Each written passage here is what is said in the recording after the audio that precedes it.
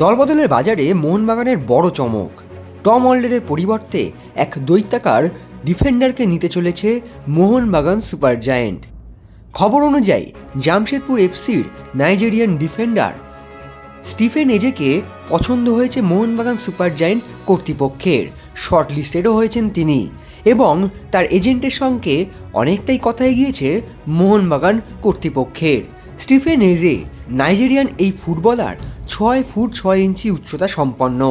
Tom অলডারের পরিবর্তে তিনি যদি যোগ দেন মোহনবাগান সুপার জায়েন্টে, সেক্ষেত্রে অ্যালবার্তো রড্রিগেজ এবং স্টিফেন এজে হয়ে উঠতে পারেন মোহনবাগান রক্ষণভাগের স্তম্ভ, যা চীনের প্রাচীরের থেকেও অনেক শক্তিশালী।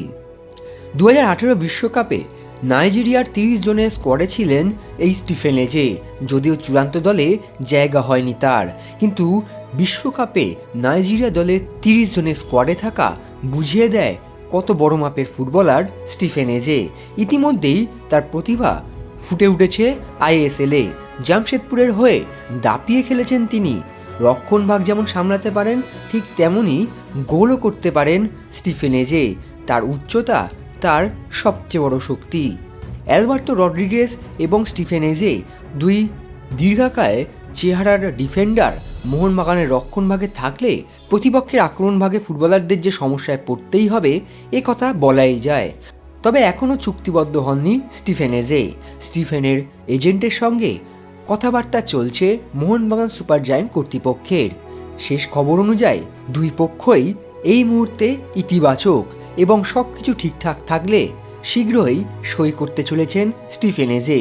তবে একদিকে যখন রক্ষণভাগ ঘুচাচ্ছে মোহনবাগান, ঠিক তখনই মিডফিল্ডেও এবার আরও শক্তিশালী করতে চলেছে সবুজ মেরুন ব্রিগেড।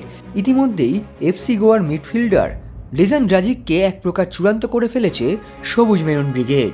সার্বিয়ান এই প্লেমেকার ইতিমধ্যেই এফসি গোয়ার হয়ে আইএসএলে নজর কেড়েছেন। 30 বছর বয়সী এই মিডফিল্ডার খেলতে পারেন অ্যাটাকিং মিডফিল্ড পজিশন, এমনকি লেফট উইঙ্গারেও। ড্রাজিকের সঙ্গে কথাবার্তা এক প্রকার চূড়ান্ত হলেও সই পর্ব এখনও বাকি রয়েছে।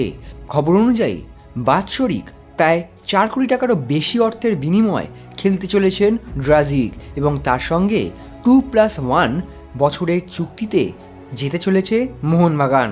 অর্থাৎ 2 বছরের চুক্তি এবং সেই 2 বছরে ভালো পারফরমেন্স করলে আরও 1 বছরের চুক্তি হবে ড্রাজিকের সঙ্গে মোহনবাগানের। তবে একদিকে যখন ফুটবলাররা একে একে শর্ট লিস্টেড হচ্ছেন, তাদের এজেন্টদের সঙ্গে কথাবার্তা অনেকটা এগোচ্ছে, এমনকি ফুটবলাররা এক প্রকার চূড়ান্ত হয়ে যাচ্ছেন, কিন্তু সেই সময় প্রশ্ন উঠছে মোহনবাগান সুপার জায়েন্টের হেড কোচ কে হবেন। ইতিমধ্যেই বিভিন্ন মহলে শোনা যায় যে এফসি গোয়ার কোচ মানোলো মার্কেজ নাকি মোহনবাগানের কোচ হতে চলেছেন।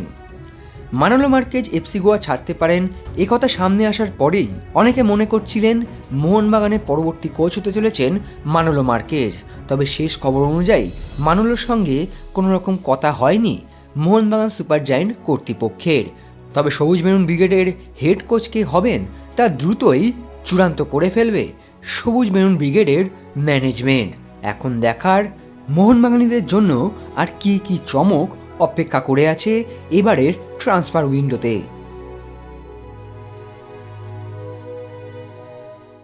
Extra time.